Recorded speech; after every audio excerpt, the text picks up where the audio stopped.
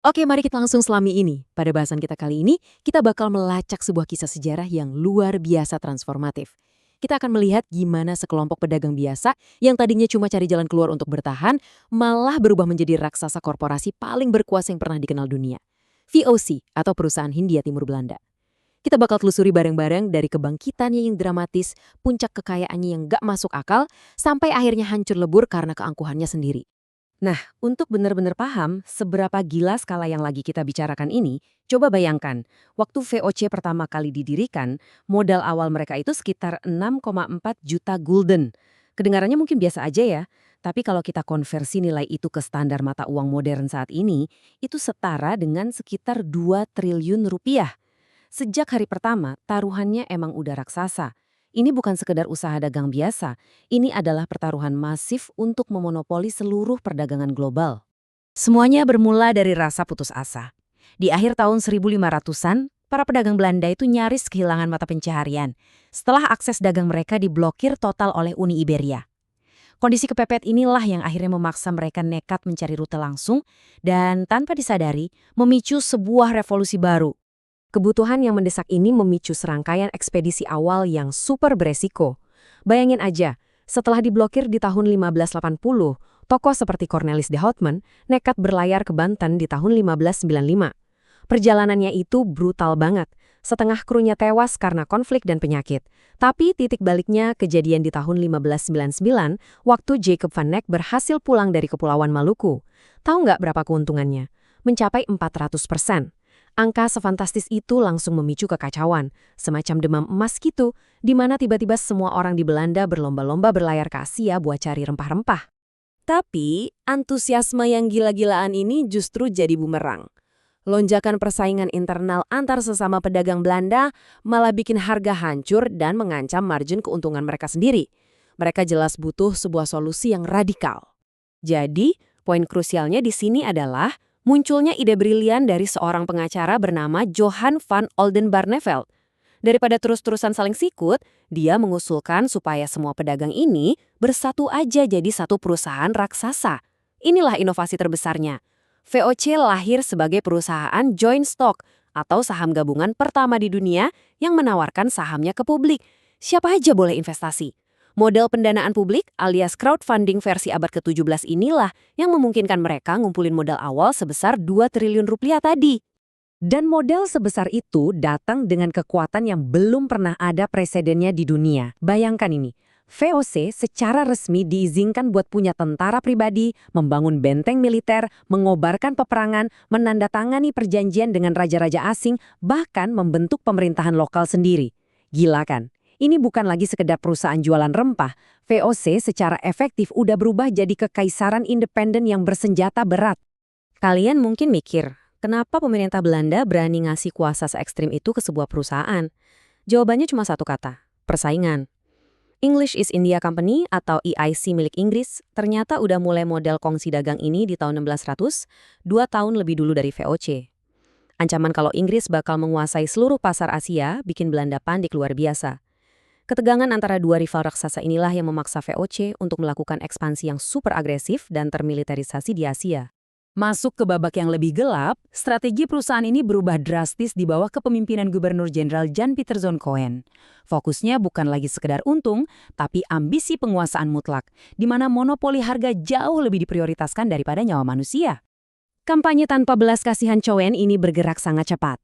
Di tahun 1619, dia menghancurkan Jayakarta dan mendirikan Batavia, persis di atas reruntuhannya sebagai markas besar VOC. Terus, di awal tahun 1620-an, dia memimpin serangan yang sangat brutal ke Kepulauan Banda, nyaris memusnahkan seluruh populasi asli di sana hanya demi memonopoli perkebunan pala. Nggak berhenti di situ.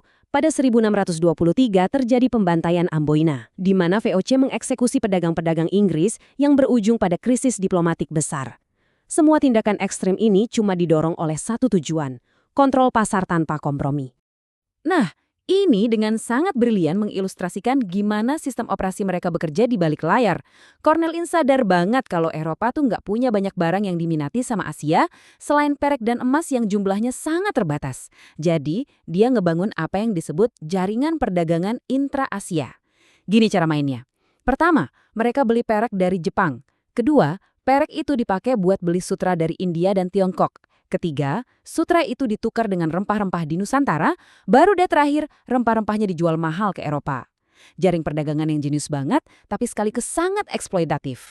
Tapi tunggu dulu, penting banget buat dicatat, kalau meskipun kelihatannya punya kuasa absolut, VOC ini sama sekali bukan kekuatan yang nggak bisa dikalahkan. Kerajaan-kerajaan lokal di Asia sering banget ngasih perlawanan yang sengit dan sukses. Mereka sempat dikalahkan oleh dinasti Ming di Penghu, diusir telak dari Taiwan oleh Jenderal Koxinga, armada mereka dihancurkan di Vietnam, dan mereka juga babak belur di tangan pasukan Khmer di Kamboja. Terbuktikan, uang dan meriam VOC nggak melulu bisa nundukin perlawanan lokal. Kekalahan-kekalahan di Asia Timur itu bikin mereka putar otak dan mengalihkan fokus. Mereka mulai menargetkan dominasi penuh di wilayah Asia Selatan dan Afrika. Dan disinilah mereka perlahan merangkak menuju puncak kejayaan terbesarnya. Strategi mereka untuk mengamankan monopoli global ini benar-benar dijalankan dengan sangat metodis. Di tahun 1640, mereka merebut pelabuhan Gale dari Portugis. Lalu di tahun 1658, mereka sukses menyingkirkan Portugis sepenuhnya dari Kolombo di Ceylon yang sekarang kita kenal sebagai Sri Lanka. Ini otomatis ngasih VOC kendali 100% atas perdagangan kayu manis dunia. Sementara itu, di tahun 1652, mereka juga sengaja mendirikan koloni di Tanjung Harapan, Afrika Selatan, sekedar buat jadi pos transit dan pasokan yang vital bagi kapal-kapal mereka yang berlayar jauh dari Eropa ke Asia. Nah, yang paling menarik dari slide ini adalah melihat betapa mengerikannya skala operasi yang mereka capai di akhir abad ke-17. Punya 150 kapal dagang, 40 kapal perang dengan persenjataan penuh, 10.000 tentara pribadi, dan mempekerjakan lebih dari 50.000 orang dari seluruh dunia. Ini benar-benar sebuah kekaisaran logistik dan militer swasta dengan ukuran yang belum pernah disaksikan oleh umat manusia sebelumnya. Dan semua skala masif itu berujung pada satu pencapaian finansial yang bikin geleng-geleng kepala. Dividen sebesar 40%. Ya, 40% keuntungan dibagikan ke para pemegang sahamnya di masa puncak kejayaan mereka. Angka ini secara absolut mengukuhkan status VOC sebagai perusahaan swasta terkaya dan paling menguntungkan sepanjang sejarah. Kekayaan yang mereka putar benar-benar di luar nalar untuk ukuran zaman itu. Tapi ya, sebesar apapun bangunannya, kalau fondasinya mulai retak, pasti akan runtuh juga. Memasuki tahun 1670-an, keadaan berbalik. Guncangan internal dan ancaman dari luar perlahan mulai menghancurkan raksasa yang kelihatannya tak terkalahkan ini. Efek domino beneran terjadi dan mulai melumpuhkan urat nadi perdagangan mereka. Di Jepang, kebijakan baru membatasi ekspor perak yang artinya VOC kehilangan sumber mata uang utamanya. Di Formosa, kekalahan mereka memutus akses krusial ke sutra Tiongkok. Terus di Eropa, pecahnya perang Anglo-Belanda bikin rute pelayaran mereka kacau balau. Mesin perdagangan intra-Asia yang dibangun susah payah puluhan tahun sebelumnya, kini benar-benar berantakan. Era ini sering disebut oleh para sejarawan sebagai era pertumbuhan tanpa laba. Secara fisik, organisasinya kelihatan makin raksasa, tapi biaya militer dan logistiknya bengkak parah. Apalagi, permintaan rempah di Eropa malah mulai anjlok, ditambah lagi kekalahan-kekalahan di India. Terus apa masalah terbesarnya? Perusahaan ini nggak lagi dipimpin oleh pedagang ulung, melainkan sama birokrat. Buat nutupin fakta kalau mereka lagi bangkrut, mereka nekat numpuk utang jangka pendek cuma demi bisa bayar dividen palsu ke pemegang saham. Kebusukan dari dalam ini udah nggak mungkin disembunyikan lagi. Sampai-sampai muncul pelesetan sarkastik yang terkenal banget di masyarakat Belanda saat itu, vergaan onder korupsi, yang artinya hancur karena korupsi. Gaji pegawai yang dibayar super rendah, ditambah pengawasan yang amburadul, melahirkan budaya korupsi, penyelundupan massal, dan penggelapan dana di hampir setiap lapisan. Intinya, semua orang sibuk mencuri dari kapal yang perlahan tenggelam ini. Raksasa ini akhirnya kehabisan napas dan udah nggak bisa diselamatkan lagi. Tapi saat mereka runtuh, mereka meninggalkan warisan sejarah yang sangat gelap dan penuh penindasan di wilayah Nusantara. Pukulan maut terakhir datang bertubi-tubi. Tragedi pembantaian etnis Tionghoa di Batavia pada 1740 memicu kemarahan global dan penyelidikan besar-besaran terhadap bobroknya manajemen VOC. Belum selesai urusan itu, Perang Anglo-Belanda keempat di tahun 1780 menghancurkan sisa armada mereka secara fatal. Kerugian dari perang itu tembus 43 juta gulden yang resmi bikin VOC bangkrut total. Sampai akhirnya di malam tahun baru 31 Desember 1799, VOC secara resmi dibubarkan oleh pemerintah Belanda. Kisah VOC ini semacam alarm yang memaksa kita untuk berkaca ya, mengingatkan kita untuk merenungkan batasan, etika, dan tanggung jawab dari sebuah kekuatan korporasi di dunia nyata. Pada akhirnya, kalau keuntungan yang absolut harus dibayar dengan nyawa manusia, warisan macam apa sih yang sebenarnya kita tinggalkan untuk sejarah? Terima kasih banyak sudah menemani eksplorasi kita kali ini. Sampai jumpa!